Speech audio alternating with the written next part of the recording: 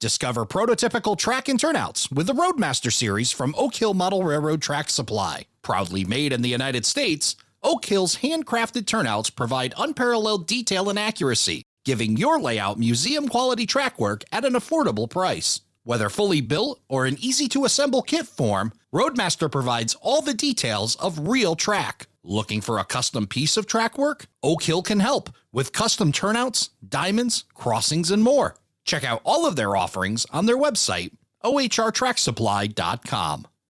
Scale signs, the signs that bring your models to life, are now available at Spring Creek Model Trains. Now you can shop a wide variety of trackside and roadside signs in Deschler, Nebraska, or at a train show near you. To see where Spring Creek Model Trains will be next, visit their website at springcreekmodeltrains.com. And to see the entire catalog of signs in N, HO, S, and O scale, head to scalesigns.com.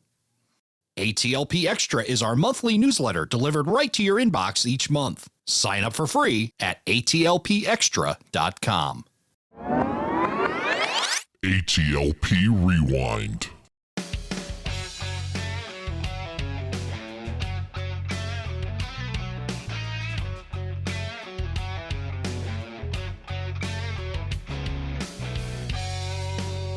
Hello, everybody, and welcome to Around the Layout, where model railroaders come to tell their story.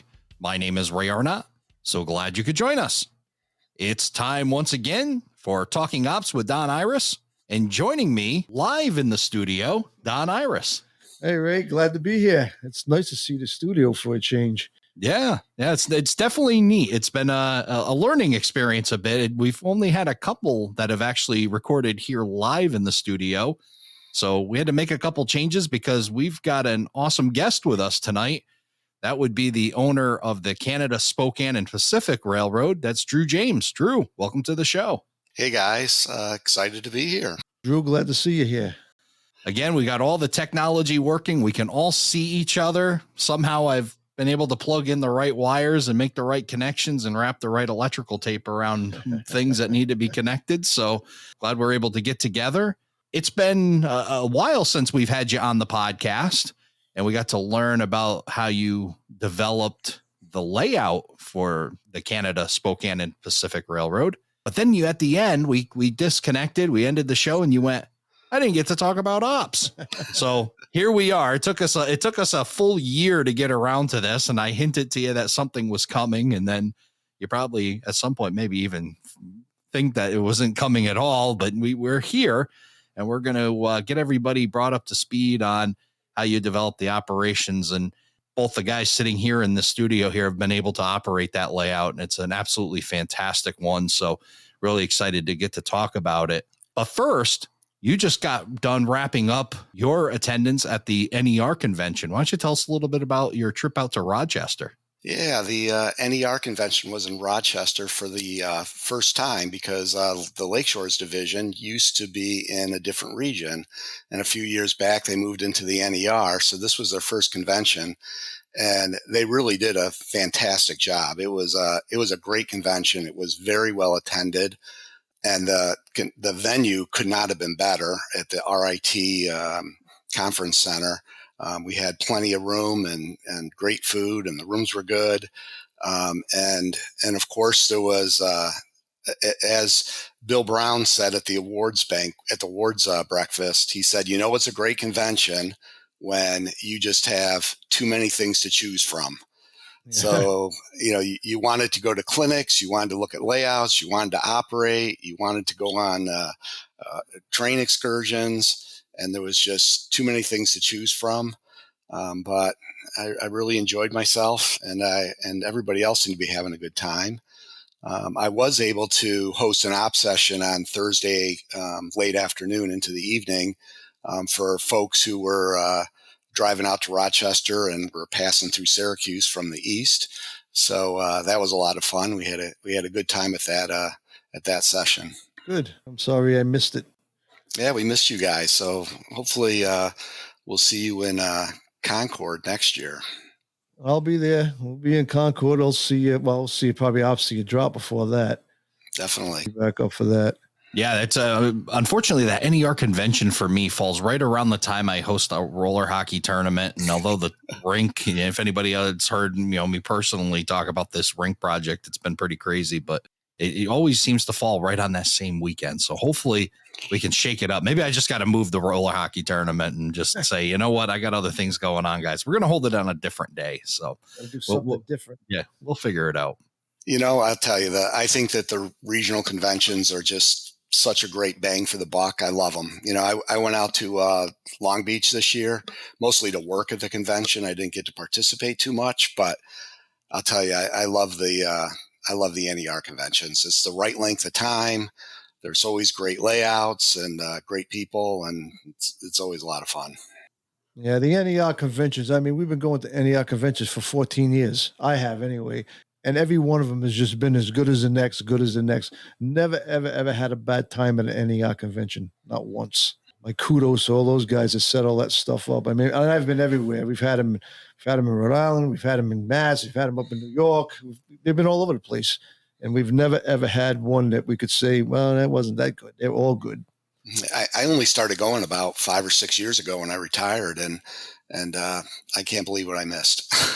Well, I'll tell you what, for, you mentioned retiring, for somebody who's, in the workforce, still employed, that short format is a lot easier to digest too. When it's only, 2-3 days, that makes it a lot easier. Not to burning up all your vacation time. I mean, my vacation time should be designed to be taking the kids and the wife somewhere. So it allows, if I can take a day off or a day or two, that's a lot easier to make happen. Plus the affordability and everything else.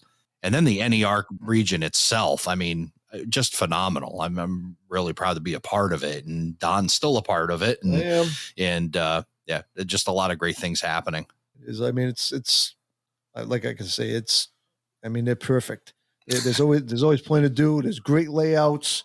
There's always good clinics. And it's every one of them has always been perfect and put on properly, And like I said, the length of time is always good. And I've enjoyed them all. I hope they just keep it going. If you just take a Friday off, you can participate in 95% of it. Yeah, we got to start on Thursday. That's just the way it is. Yeah. So, but for the working guy, that's great. You can get 2 or 3 days in, and that works out very well for a convention, and, action packed, really jammed with some really good activities. And like Don said, awesome layouts in the region to really make it great. Which kind of leads me to, they talk about the area in the Central New York division, which is part of the NER. And in the event that you guys host, the Ops to You Drop event in the April timeframe, is just another really well run event that we look to. And Don's been doing it for how long? You've been doing these the Ops to You Drop? I've been doing Ops to You Drop for at least, time goes by so fast, 5 or 6 years anyway. I've been doing it. And I moved to Florida, and I still come up to go to the Ops to You Drop. I just look forward to it every year. It's definitely worth the trip. I'm not looking for any trophies for being the farthest traveled.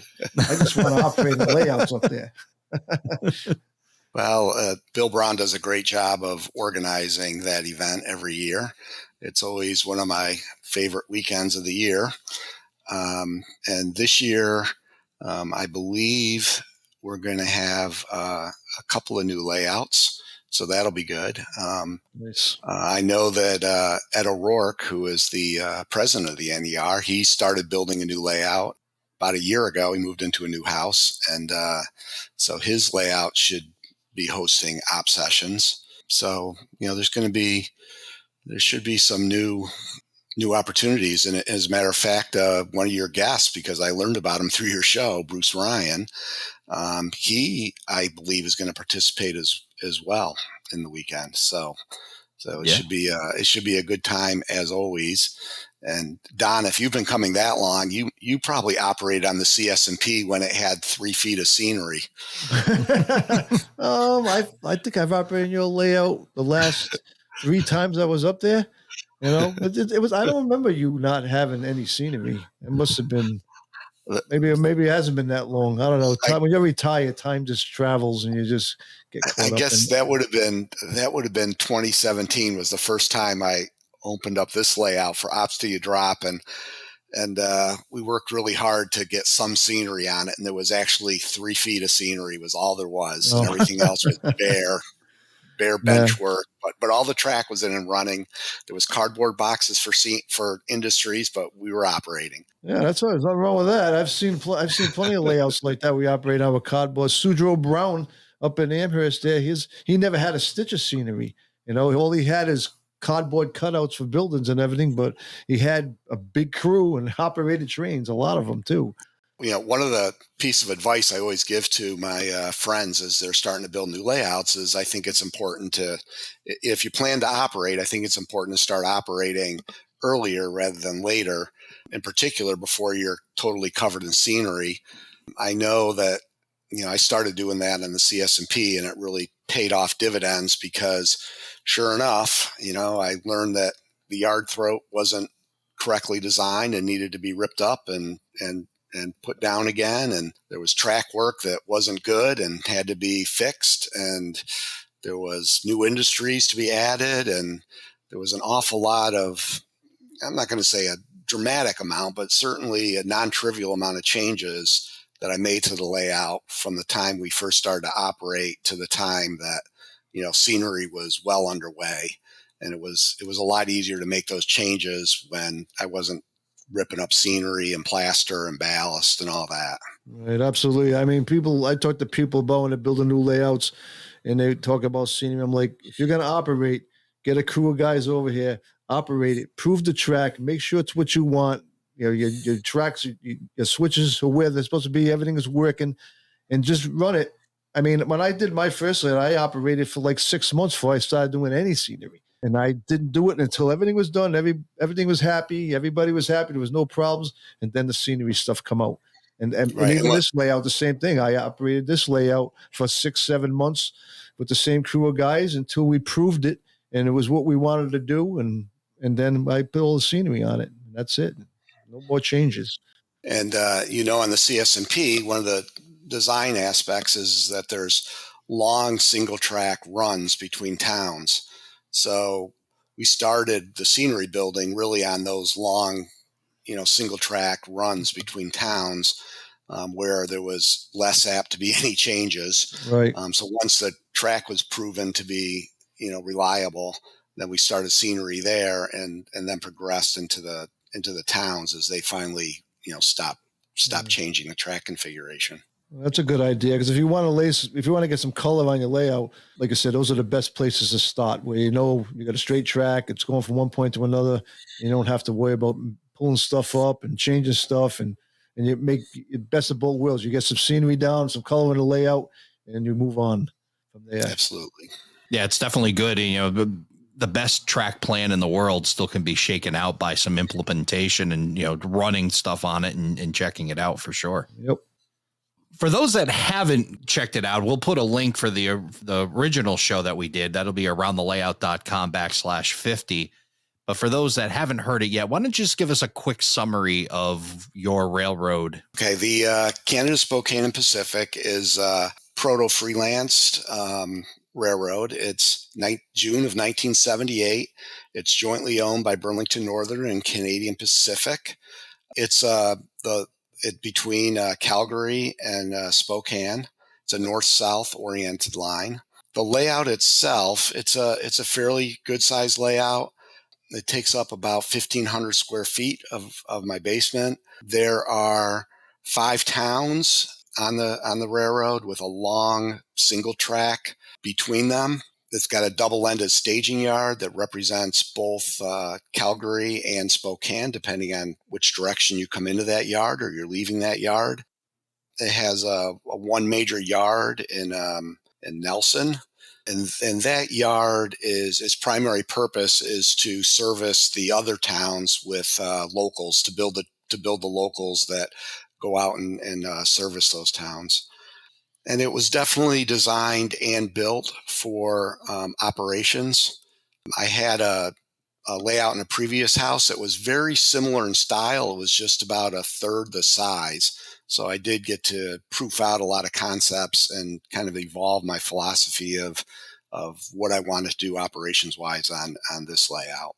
So you had this layout that was, you mentioned, a third of the size of this one. What were some of the things that when you started to put the plan together for this new one, like the must-haves from that you didn't have on the smaller layout? The main thing was I wanted to have long mainline runs. So I wanted crews to have a feel for traveling somewhere between towns. I did not want the engine entering one town as the caboose was leaving the previous town. And also it was designed so that it's generally you cannot see the next town that you're going to be traveling to. So that also gives it a distance, a feel of having traveled a distance. So those were the primary goals that I had. I wanted a single track main line. I knew at some point I wanted a CTC machine. So, that was a goal as well. Tell us about the CTC machine, because I've seen that CTC machine. I think it's unbelievable. So, well, let me talk to you a little bit about traffic control then, and what we do on the layout. And it is CTC, and I don't have a lot of experience with timetable and train order. I've operated a little bit using I'll say very timetable and train order light, not really the full method. And I've also operated with track warrants on a layout or two. And I kind of reached the conclusion the CTC made the most sense. And the reason is several things. One is it's easy for guests to understand. So I knew that on the CS&P, I would be hosting, I hope to host, and it's worked out that way, a lot of guests coming in from out of town to participate in op sessions. It can be tough to try to teach them timetable and train order. But CTC is fairly straightforward. You can teach them the basics. What's the saying? If it isn't all red, there's no red, right? So you can you can quickly get them to understand how to follow the signals. And the other aspect of it is that I think most model railroads, our traffic density is way higher than the prototype. right. So I'm modeling, this single track secondary route up in the Pacific Northwest, and I run 21 trains a day. So that's unrealistic. That's way more traffic than you would expect. Yeah. But because our main lines are all too short, even on a layout, the size of mine or your old one, Don, you have a lot of traffic density. And CTC is the easiest way to get through all that, to run all those trains without, when I've run using track warrants, for example, I was spending so much time doing paperwork, I couldn't get the train over the road, if you will. So I kind of settled on CTC as being what made the most sense. And then, as I mentioned in the last episode, I saw some CTC machines.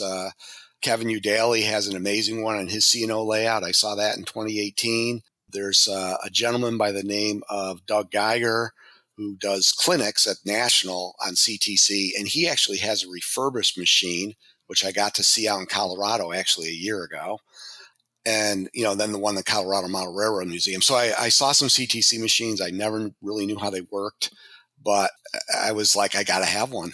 And so Ken Cameron, Dave Martini, and myself, we, during the pandemic, we decided it was time to build it. And we had implemented it, or Ken, I'll say, had implemented it on JMRI. So we had a virtual machine that we ran for several years, and it was changing all the time.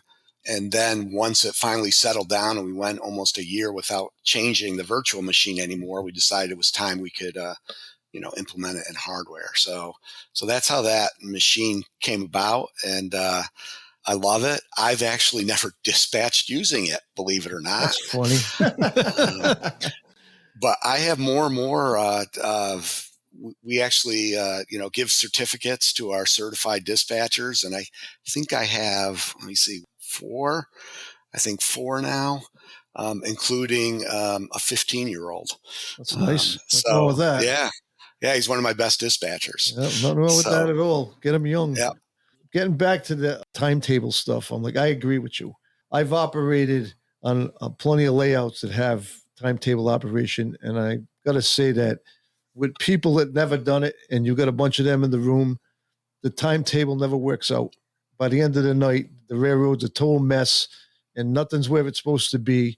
But anytime I've operated on a CTC type system, everything is going as planned. And I agree, to try to teach people who have never operated with timetables in one night, or the first 20 minutes when you're giving your speech in the beginning of the op session, it's very hard to pick up, because you, especially if you got what is it, the clock, the fast clock, they throw that in there. Now everybody sees the clock. Well, you're supposed to leave at this time, and you don't leave, or you leave too late, and now you got to be somewhere, and you look at it. Well, I got to be there in like 5 minutes, and in your head, what 5 minutes is compared to what the time clock is counting down. Right. It's tough to get there, and then everything just away. It's like, forget it. It's kind of like I've talked about it before with levels of operating. You get like beginner, intermediate, and advanced, and the timetable train order seems to be on that advanced level, right? Yeah, it's not something you want to have the first operating experience with. You want to really be on a CTC, or maybe even something without control, or very simplified, to be able to start to learn the theory of operations, then work your way towards those kinds of things. The train order part's good, because when your dispatch is given a train order on a warrant, so right, there's really not a lot of pressure in there for the operator. You're gonna listen to the dispatch. You're gonna copy down what he says onto your order, and you're gonna go do your work. There's no clocks. There's none of this stuff. There's no time. You start putting times in there, and that just makes everybody go crazy. Like, oh, I gotta be here now. I gotta be. I didn't sign up for this. You know what I mean? So, but yeah, I totally agree that my layouts would have never made it with timetable operations, and I did think about it in the beginning, but I quickly changed my mind to CTC. So interestingly, at the NER convention, Steve King gave a 2-hour clinic, and he's one of the experts in this area. He's written lots of articles and books, and so I was in that clinic along with a couple of my regular operators, and we had a lot of discussion about it afterwards, because I actually would like to get to where I do run an occasional timetable and train order session with a handful of my regulars. If I can get a group of guys who really want to learn it, I would run a lot fewer trains, and we think that would be a fun thing to do on occasion. But I'm definitely ways from getting there yet. But it's one of those things that's on my to-do list, out in the future. If we're ever starting to get bored with the current operations or whatever, we'll try to implement some timetable and train order. Yeah, I agree, because if you have a crew that you normally have at your layout week after week or month after month, and those guys get used to doing timetable operations, things will go much smoother, because they understand it. And then the more they do it, the more they understand it, and the better it gets. But like I said, you bring a group of new guys in to try to do that with, you're never going to pull it off. I've never seen it pulled off in all the layouts I operated like that. Another area that I learned a lot from my old layout was in the car forwarding area. So we use switch lists on the CS&P, but although I guess it's always been the case on this version of the CS&P, on my previous version, I actually started out with car cards and waybills.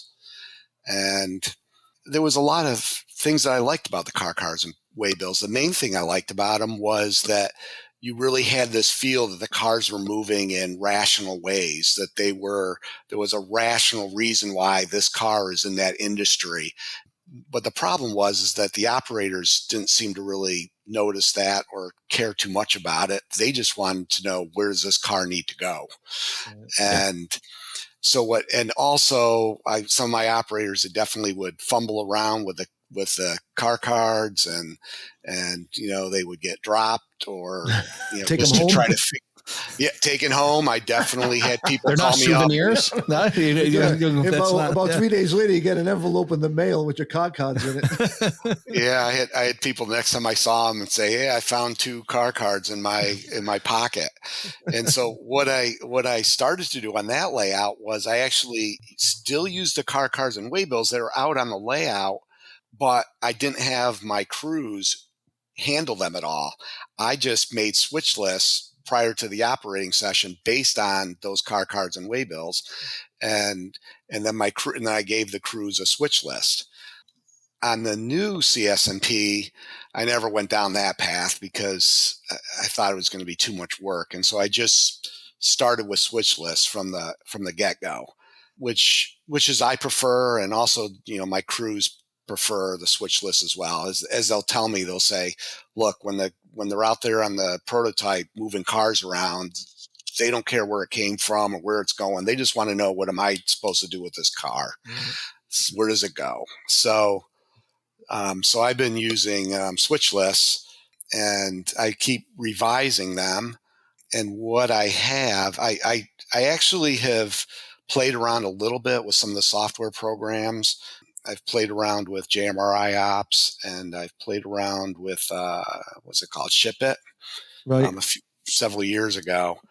And where I ended up, it's not ideal, but it works for me. I just have a big spreadsheet of every single car that I have in service. So there's about 300 and something cars, 350 cars. And every car, I have a 6-day op session, 6-day sequence, if you will. And this big spreadsheet tells me where every car goes for those 6 cycles. And then the 6th cycle, the car ends up back again where it needed to be for the first cycle. So, and then I print out my switch list from that huge spreadsheet. And so far, I think the 6 days is enough so the operators aren't noticing the same car going to the same place, because it only happens 6 op sessions later, Right. which is, probably 5 or 6 months later. And it does give me a lot of control, which is what I like compared to the software I was trying to use. It gives me a lot of control of what cars are going to be on what trains, and making sure that there's not going to be, too many cars trying to get into a siding, into a spur, an industry spur. So that's kind of where I've landed. But it was a bear to set up. And let me see, I just got a new car in the mail today, and just to add a new car into the spreadsheet, it takes me a good 20 or 30 minutes just to update all the switch lists and everything that needs to be updated when I add a new car. I can spend a couple hours when I get back from like Springfield and I have a bunch of new cars. So you don't take a car off the layout and replace it with another car when you do that? That's the easiest situation. That's what I do. Yeah, I generally am doing that now because I have about the right number of cars, but sometimes I'm not doing that. But you're right. And when I have a new box car and I'm just taking an old one off that doesn't meet the standards anymore, so to speak, then it doesn't take that long. I can do that in 5 or 10 minutes. Yeah. See, I went on a roll. I bought a bunch of home shop cars, high cube box cars for my paper mill. So what I did is I just got the cars, I weathered them, I put them on a layout, but I pull one of the Atom blue box cars off and throw it in a box, because I don't want it. I don't want any more cars on my layout than I have. That's it. And I'm the same with you. I started off with the car cards on this new layout too, and I immediately went to switch list, because I found that the switch list is more for me to control, and I just do an Excel spreadsheet, and it works out fine for me. It takes me not even like a half an hour, 3/4 an hour to redo the switch list, print them all out, and I'm all ready to go for the next op session. But I don't miss the car cards. I don't mix the boxes on the side of the layouts. I don't miss none of that stuff. I never seen a prototype building with a car card box on it. Yeah, well, the car card box is supposed to be the prototype pocket, isn't it? Like that's the pocket of the conductor, right? And coming from somebody, I'll speak on behalf of the guy with the super small layout. For me, like if I add another car to any of my trains, I've completely goofed all my logistics because I have no room for expansion. And that's one thing, that if you're able to consider, if you have that room, or don't run everything to 100% capacity, give yourself a little bit of room to grow, or a little bit of expansion room, like yards. Like my yard, there's no room. There's no more cars in the Plainfield yard. Like if you added another car, it's going to be jamming something up, or it's going to be sitting on the grade crossing. So again, it's what you're talking about there. If you have a layout where you're able to have that little bit of, just give yourself some cushion. And I wish I would have been able to give myself a little bit more cushion and not just jammed up all the logistics.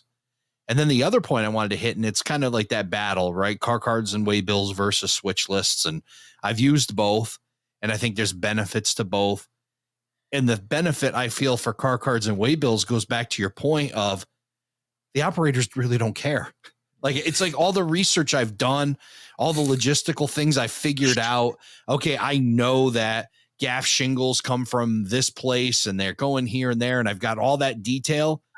And Don comes over and he goes, I don't care. I'm just moving, just tell me where that car goes. Right. So, it's funny. It's really about you. I mean, because the operators, they don't notice the things you think they notice, and they're not paying attention to those details. And honestly, they don't care. They just want to be able to operate it. Good operators want to operate it the way you want it operated. But all that little inside baseball stuff is really only important to you. And I think you've kind of hit on that with what you were saying earlier. Well, right. They don't notice. I can remember when I was making my waybills up, and I had these, and I had an atlas spread out in front of me with maps, trying to come up with new places and doing research. And at the end of the day, all they wanted to know was, where does this boxcar go? Yeah, right. Yeah, you're lucky, because I got 3 rotations. You got 6.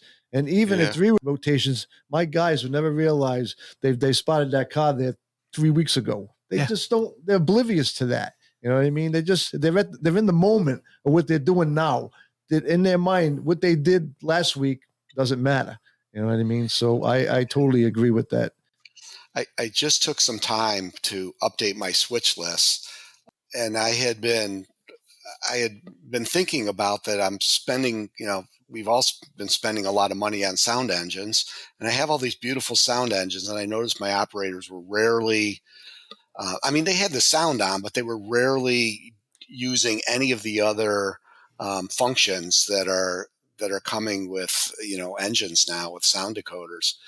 And so I updated all my switch lists to add in all the function keys, because my engines don't change what trains they're assigned to.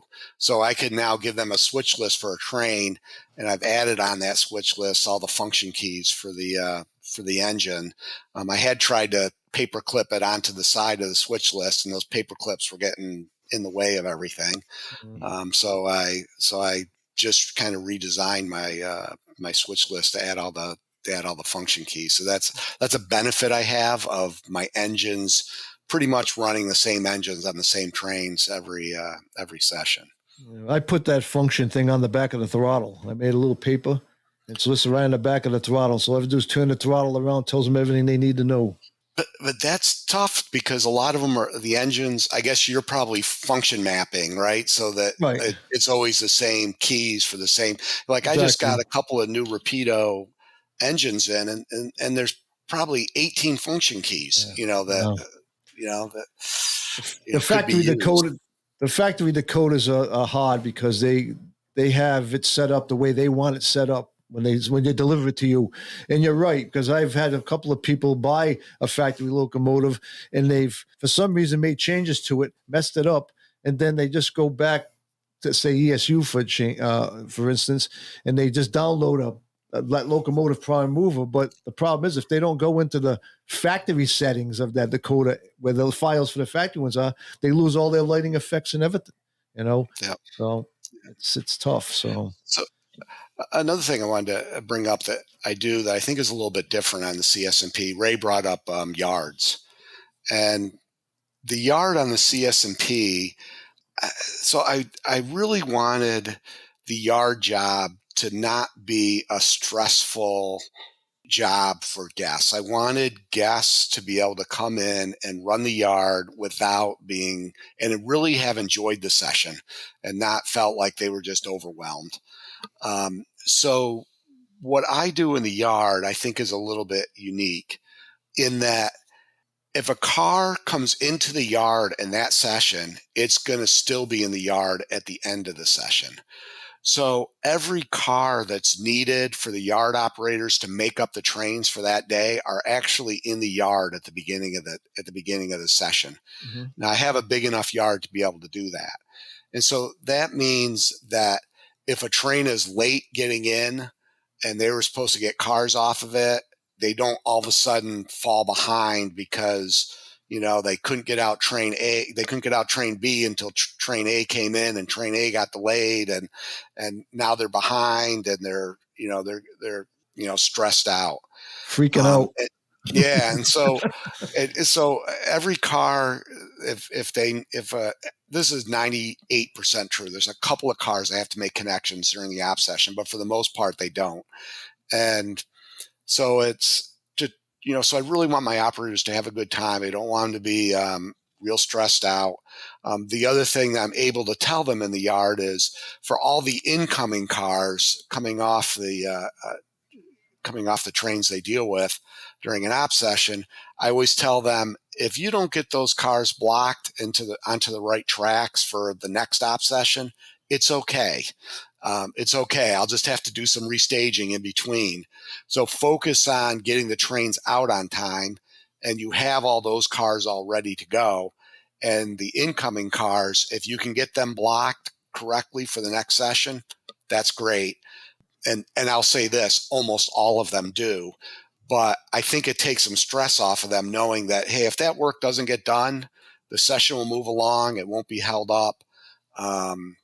So, I want them to enjoy themselves, because I've worked in yards and op sessions where, I'm halfway through the session before I've really figured out what's going on in the yard. And now I'm way behind, and it can be very, stressful instead of the fun job that you're trying to make it. All right. Did you ever have an op session, but you didn't have to do any type of restaging at all after it was over? Never. Oh, no. I'm going to take that. I'm going to say, no. I take that back, because now I understand what you're asking. I have to do a lot of staging between op sessions. Right. However, I actually, the first thing I do when I'm restaging is I do what I call the QA check, where I go around and check to see if every car that's on the layout, as opposed to ones that are in staging, if every car that's on the layout is in the right place. Right. And I would say it's happening more and more. As a matter of fact, I sent out a note to everybody who operated during the NER and said that I did not find a single car out of place. Every car in the yard and every car in every industry and every town was exactly where it was supposed to be. Good. That was surprising to me, because only one or two people had ever operated here before, and those that had, well, the guy in the yard, Ed O'Connell, knew what he was doing. So he's operated here several times. That's a good man. But outside of Ed, there were guys that had never operated here, or it had been years ago when they had operated. So I was impressed. The last time I operated over there, I didn't get a progress report. So I'm kind of wondering. But I want to go back, because you made a great point, and this is exactly what I found, and this is why I really enjoy going and operating your layout, Drew, is that you have that mentality that you want a challenging operating session, but enjoyable, and not where you're banging your head against the wall, or you're stressing, or it feels like work. Like, and I found that, like, I've switched 3 of your areas. I've switched Nelson, Castlegar, and Kettle Falls. Now I've done those 3 jobs. And what I like about what you've done is you leave, it's not like there's only just enough room and it has this magic recipe that has to be a certain way. Like, you give some margin, and that is enjoyable, because it's not, oh, well, I have to make exactly this move to make this happen. It definitely makes it a lot more enjoyable. And then you have that mentality, and it's great. Well, I'm glad you feel that way when you've operated here, because it's definitely a goal. So it's definitely trying for people to enjoy themselves and not feel like it was stressful, or not feel like, hey, I made a fool of myself because I couldn't get this job done, so, or I screwed it all up. So, it's about having fun. And, when I built this railroad, I definitely built it. And I know that that's not always the case. Some people build a layout and they know it's going to be like the same set of guys are going to operate there, every other week. And on the CS&P, it's yes, I have a set of, I'm going to call it 15 regulars that operate here fairly often. But I probably have 50 people on my invite list of folks who are, local or fairly local, and they don't get to operate here that often. And then, I host events for out of town guests who are coming in it's the only time they'll ever Right. operate on it. And so you want them to have a good time. Absolutely. I know that all the times I've operated there, and I've probably operated almost those 3 jobs that you operated, and I've done some through trains and stuff, but I've always had a good time. Everything has always ran good. There was never problems with anything, no locomotive problems, no car derailments, none of that stuff. And if it was self-inflicted. But it's, you can't take that factor out of it. There's a lot of self-infliction that goes on when you're operating. Not always the layout's fault. But I always had a good time. It's a perfect operation as far as I'm concerned. All those layouts up there have all been great. I've enjoyed operating on all of them up in the Syracuse area. Yeah, that's what I always wonder. It's like I got to move up to Syracuse. Yeah, There's just you got such a great group up there. I went the wrong way. Yeah. Well, I think you were trying to get away from snow. If you're trying to get away from snow, that would be the wrong Syracuse direction to travel. But yeah, We only get about 10 feet a year. That's only. Yeah. Let's get on the subject of the why. The why. HY, WYE-Y. The track why. The track Y, yeah. All right. Yes. So there is a why on my layout. Why there's a why, I do not know. Maybe that would be the title of this episode. Why is there a why? That might be the winner. Yeah. So when I designed the layout, there was a place between what we call the Nelson Industrial Area and the Nelson Yard that a Y was kind of a natural fit. And so back when I was designing it, it was sort of like, yeah, I'll put a Y here. And I thought, oh, maybe there'll be a train that comes out of that industrial area. I wasn't really sure what it was going to be used for. And as the operation has evolved, it's turned out that we've never used the Y. There's nothing that needs to be turned in the course of an op session. And so it's never been used. And as a matter of fact, one of the leg that is never used of that Y, one leg is the entry into the industrial area. The other leg is the main line. And the third leg, I scenicked so that it looks like it's never used. It's got weeds growing between the track. I decided, hey, it's never get used, so it ought to look that way. And so sure enough, I'm listening to Tim Garland's episode that you just had him on recently. And he talked about on the prototype of that occasionally you get a car that has to be unloaded on a particular side. And so I heard that and the light bulb went off in my head. So now I have a use for this Y. So I don't know if any of my regulars who be coming to my next op session will be listening to this or when this episode will come out. But whoever gets the Nelson switch job is going to be surprised, or maybe not surprised if they've heard this episode, that there's going to be a note on the switch list that's going to tell them that a particular boxcar has to be a particular side to the loading dock in one of the industries. And we'll see how that goes over. I have a feeling that the operator of the Nelson switch job will think that's great and won't have a problem with it. The dispatcher might not be very happy because normally a train goes into the industrial area and it kind of disappears off his board for quite a while and he doesn't have to think about it. And all of a sudden, that guy's going to be calling them up saying, hey, I need to use the main line to turn this boxcar. It's going to be fun, though. It's going to be fun. Well, it's going to be fun, and you ought to set up a camera and record the just first gonna guy say to that. do it, right? Because, we were talking with Tim, and he was talking about how many guys accidentally, they'll end up Ying the engine. The engine will be facing the wrong way, but the boxcar never changed. So it'll be interesting to see how they handle it and how they figure out, okay, I got to get this boxcar to the opposite side. So, yeah, set up a camera there, and then maybe we'll put a little Benny Hill music behind it as they try to get this figured out. Since my last op session was all guests, this one coming up is pretty much going to be all regulars. So to be honest, I won't mind if they have a little stress or a little, That's gonna be cool, because not a lot of railroads have that option. I'd like to do it, but I just don't have a room to put a Y in, so it's not going to happen on my layout. So these guys better make sure they be able to unload boxcars on both sides. How much room does that Y take up?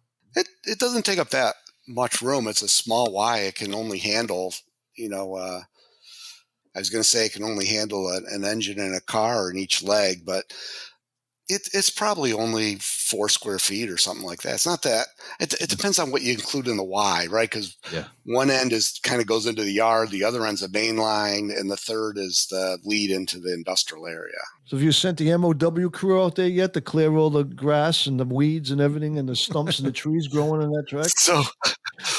So just to continue this story, before the op session at the NER, I had an open house, and there was a good period of time when there was nobody in the basement besides myself and one of my buddies, Ed Oshesky, who was helping me with the open house.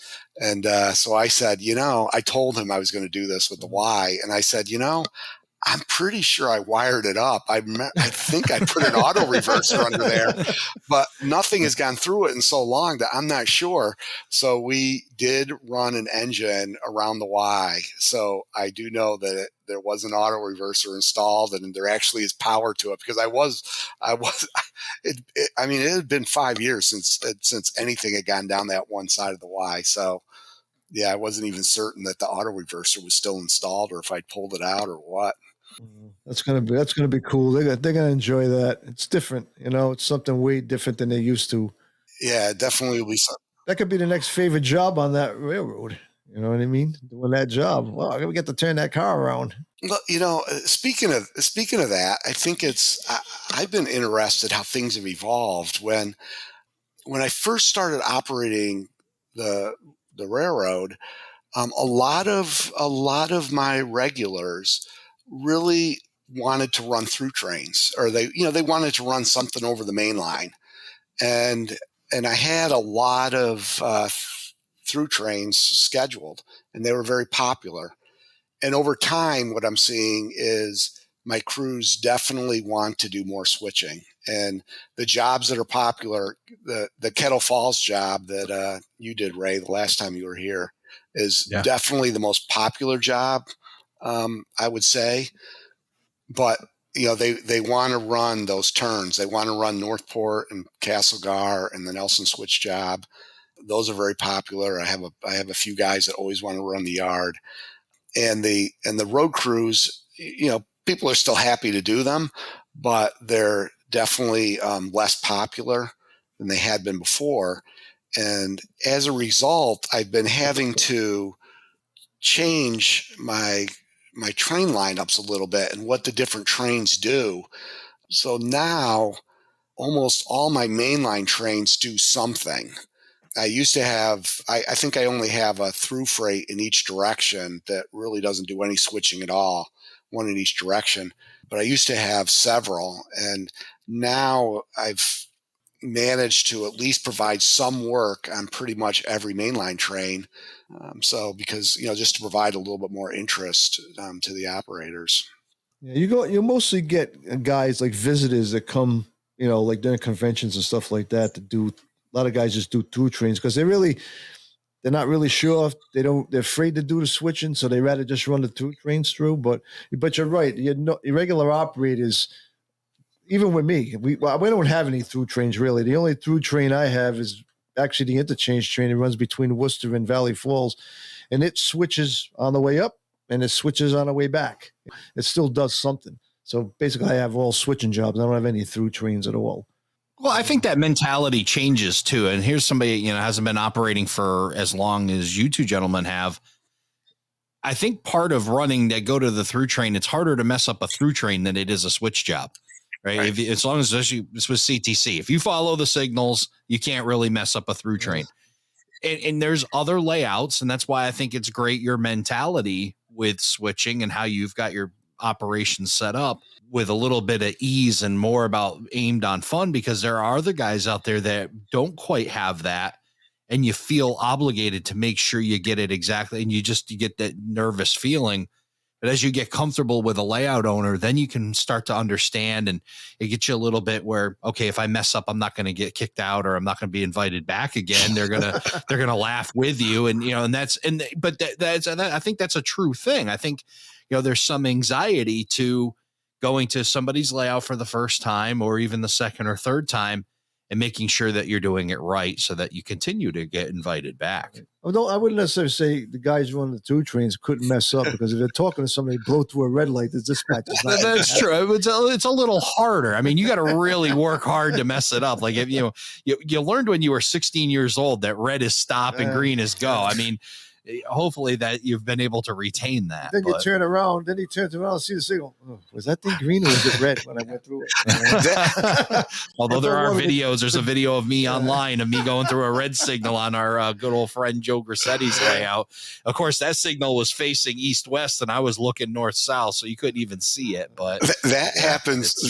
It can be done, no doubt. I can do it. That is not an uncommon thing, Don. So I'm laughing where somebody will pull through the signal, and of course, as soon as they get on the OS section, on the OS section, the signal turns red, and now they're not sure, was that signal red before I pulled up or not? And now it's they're like, oh, it was red, and it's like, well, it was red because I think I just back up, and then they back, they get all it's like. Sometimes. Then a dispatcher starts yelling, "What the heck's going on over there?" Yeah. It definitely happens. That's funny. But speaking of mainline trains and switching and all that, one of the things that I've, I don't want to say struggle, but I keep trying to refine and make better, and it's such a big compromise, is that the local turns and where there's a lot of switching and in the yard, that all wants to be slowed down. It all wants to be slowed down. I mean, I'd love for those guys to have proto throttles and really take their time and figure out where the brakeman would be, all the things that you talk about, Ray, like on your smaller, switching layouts. The problem with that is if I slow that all way down, then the issue gets to be that the mainline trains and the other trains, it's hard to slow them down to the same amount. And if I slow down the fast clock, like I used to run a 6-to-1, then I slowed it to 4-to-1, and actually I've kind of compromised. Now I run 5-to-1, because as I would kind of like to have, I like the slower fast clocks to give people more time to do their jobs.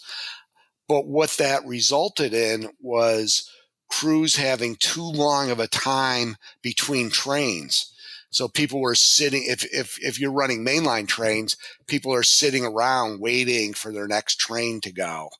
And so I've tried to, find a compromise between what I think are almost two competing aspects, where the crews who are running mainline trains, I want them to not be spending too much time waiting between trains, but I want to give the locals, plenty of time to not have to rush.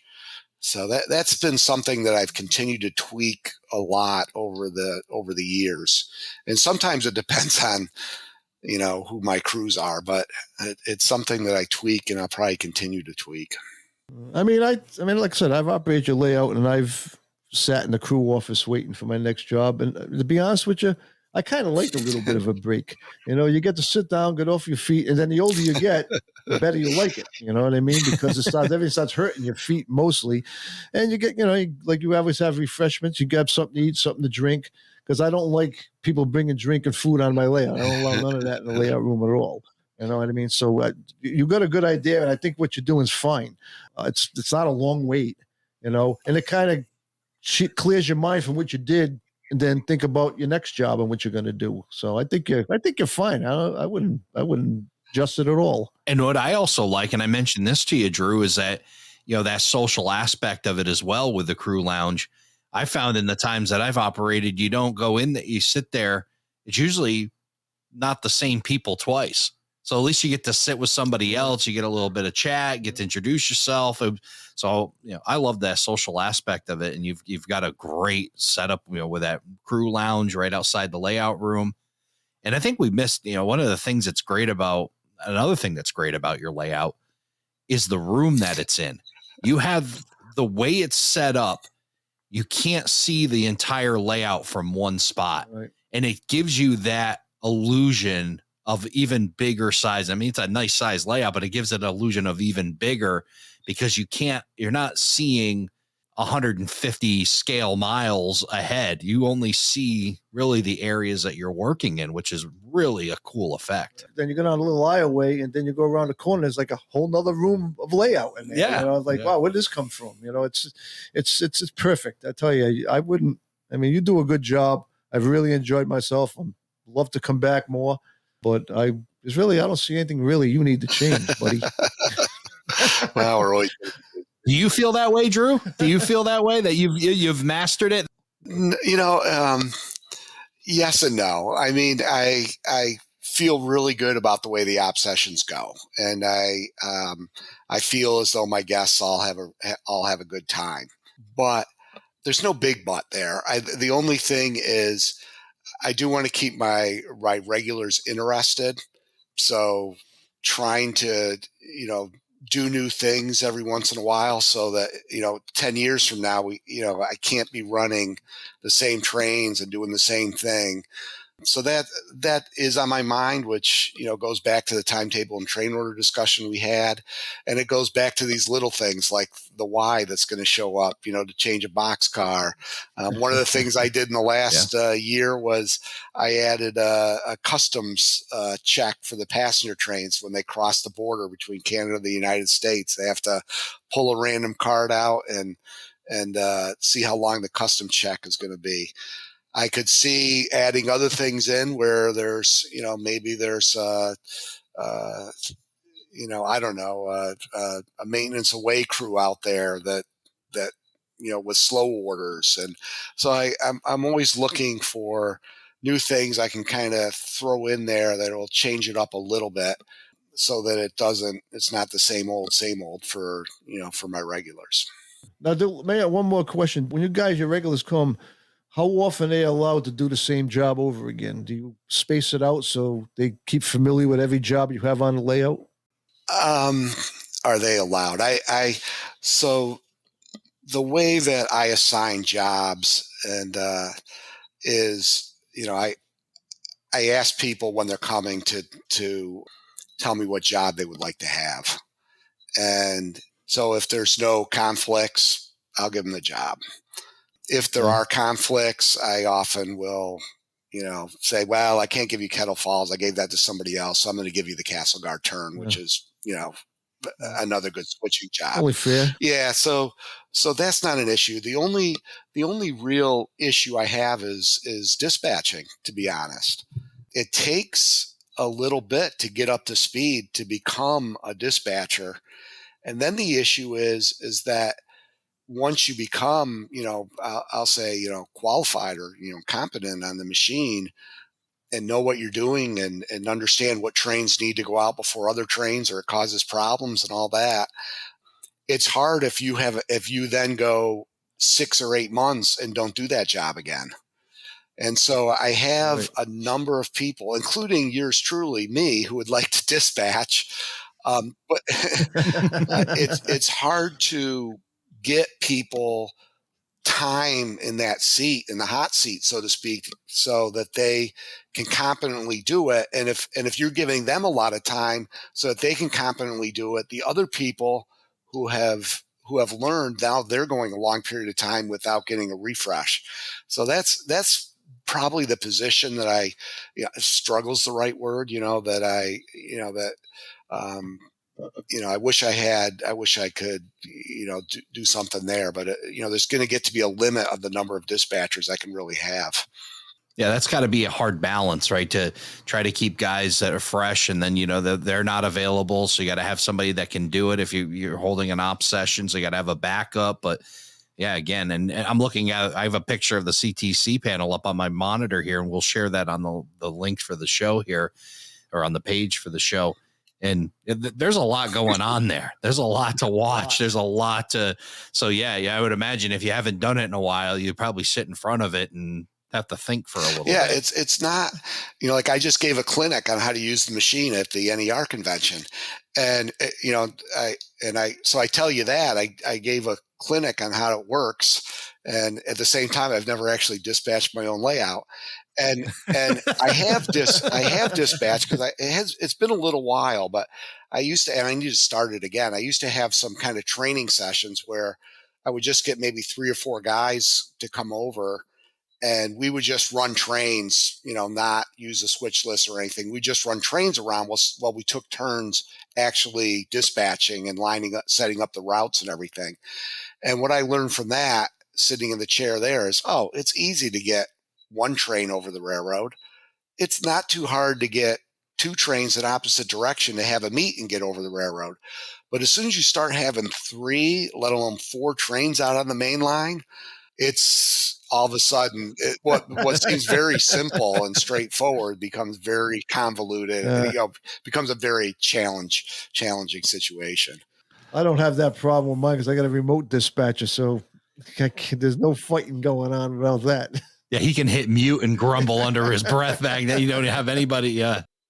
With your dispatcher, I know one of the gentlemen, I apologize, I don't remember his name, but yeah, you could tell he was getting a little maybe cranky. Yeah, just slightly cranky in there. When the big thing, I guess, and this is the same thing Don does when he's dispatching Mark's, the pet peeve of push the button, wait a second, then start talking, then let up on the button. It's like just simple radio. Maybe that'd be a clinic that needs to be held. How to use a radio, because it is a pain when you get cut off and can't hear what people are saying. And it happens every time too. So it definitely happens every time. And sometimes I have to walk, the other thing that happens, I'll have to walk around and go. So one of the things that's happened with the radios in the last year, another kind of upgrade, is I upgraded all the radios. I replaced all my old ones with new ones. And I also now have headsets for all the crews. And my crews like that, and I like it because it cuts down on the noise in the train room. So, and you're not getting the feedback that you would get before. But it does result in some funny situations where it's like the dispatcher will tell me, hey, so-and-so, their radio's not working or whatever. And so I walk over to where that person is, and I have to put the microphone down in front of their mouth because it's sticking up in the air like an antenna. It's amazing how that works, isn't it? Yeah, the sound comes from the mouth. Yeah. It doesn't come from anywhere else. Yeah. But some guys too, they get so concentrated what they're doing. You call them on the radio and they just don't even answer you. It's like, send somebody, tell him to answer the radio, please. Somebody go tap him on the shoulder. Yeah. Wake him up. It does happen. Sure. It's all in fun. All in fun. Yeah.